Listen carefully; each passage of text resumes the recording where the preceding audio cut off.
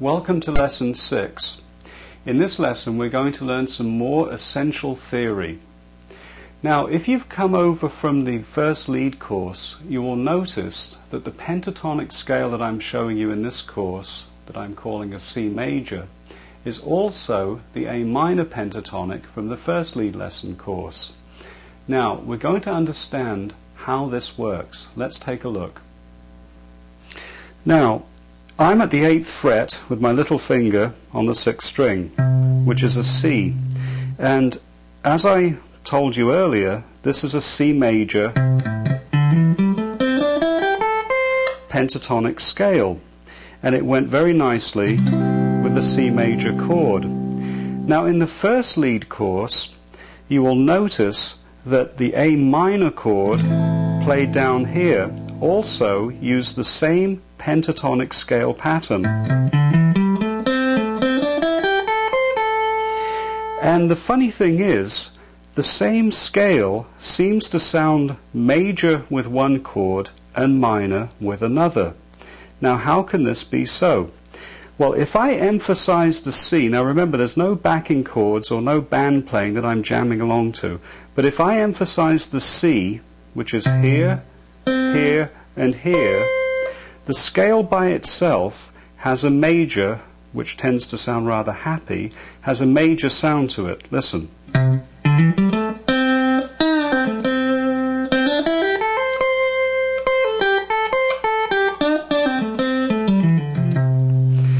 Now, if I emphasize the A, the scale will sound very minor. Listen to this.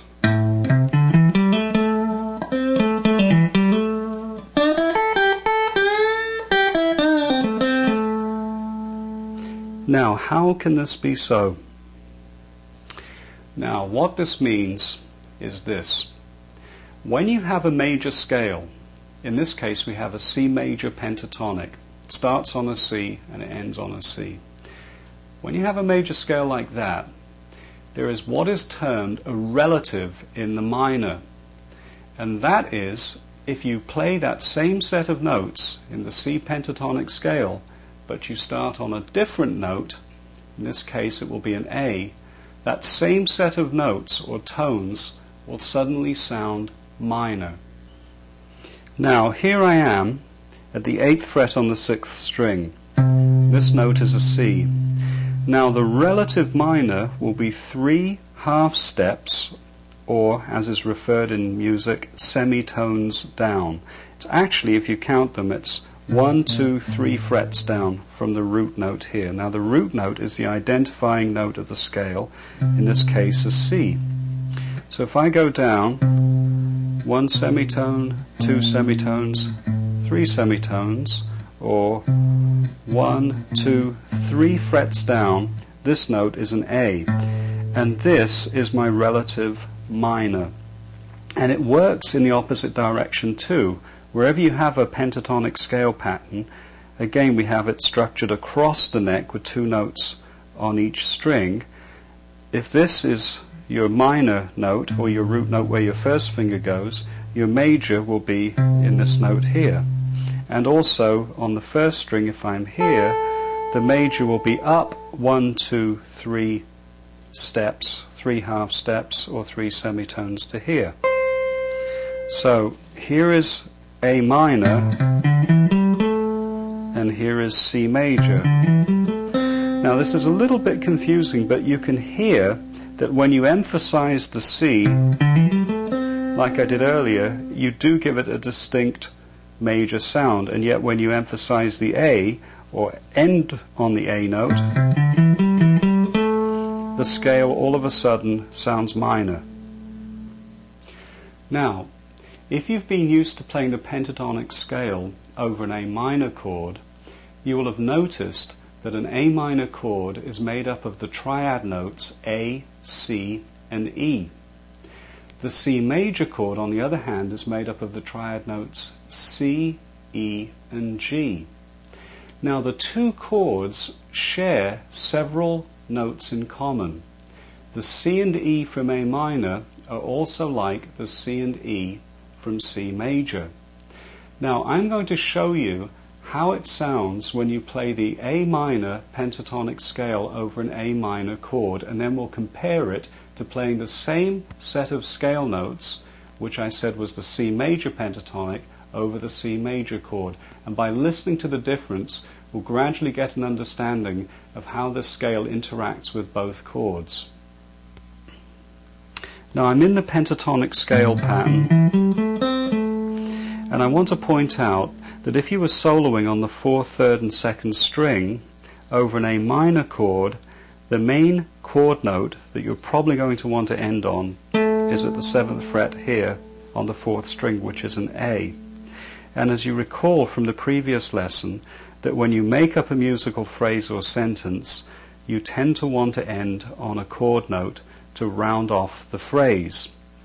Now I'm going to play a background A minor track, and you will hear how the scale will sound very minor and how there's a tendency to make everything fit when you end on this note there. Here we go.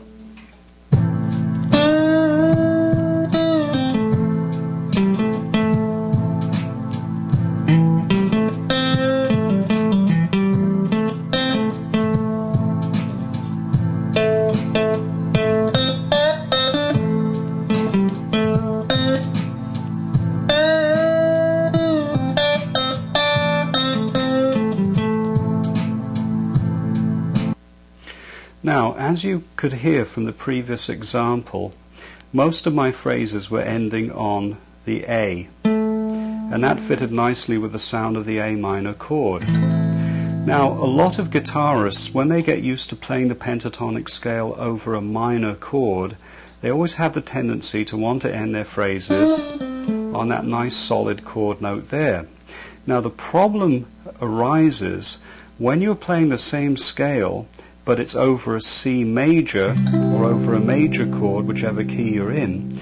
When you tend to want to end on this note all the time, over the major chord, this note is a passing note, and it has a very, very limited length of time that you can stay on it for. Now, if you listen over a C progression, there's just a C chord playing in the background coming up in a second, you will hear that if I end on this note, it won't sound quite as nice as it did with the A minor, and I'm going to have to move off that note very rapidly to the main identifying root note or chord note of C on the 5th fret of the 3rd string here. Here we go.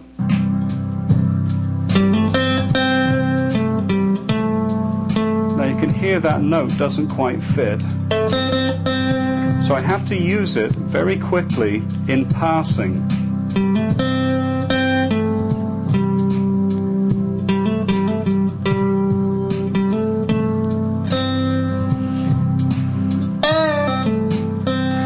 If I go and use it much quicker, it sounds better. Listen again. If I stay there too long, it sounds like I've made a mistake. But if I use it very quickly in passing to the main chord note, it seems to work. You can see from that previous example that when you're soloing over several chords, in this case there were just 2 chords being demonstrated, a C major and A minor, you can tell that as the chords change, so the relationship of your scale changes to that chord. In actual musical terms, when you're soloing, if you don't quite end on the right chord note that matches the chord that has just changed in the background, then it'll sound like your phrase is incomplete, or even worse, it'll sound like you've made a mistake. In other words, anticipate the change of the chord and then quickly round your phrase off to the chord note that works with that chord.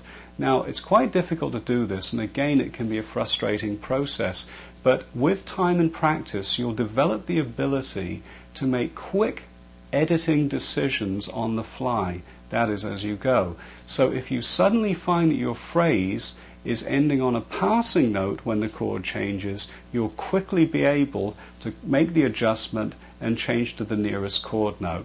And with practice, you'll get good at it, and your phrases will sound great.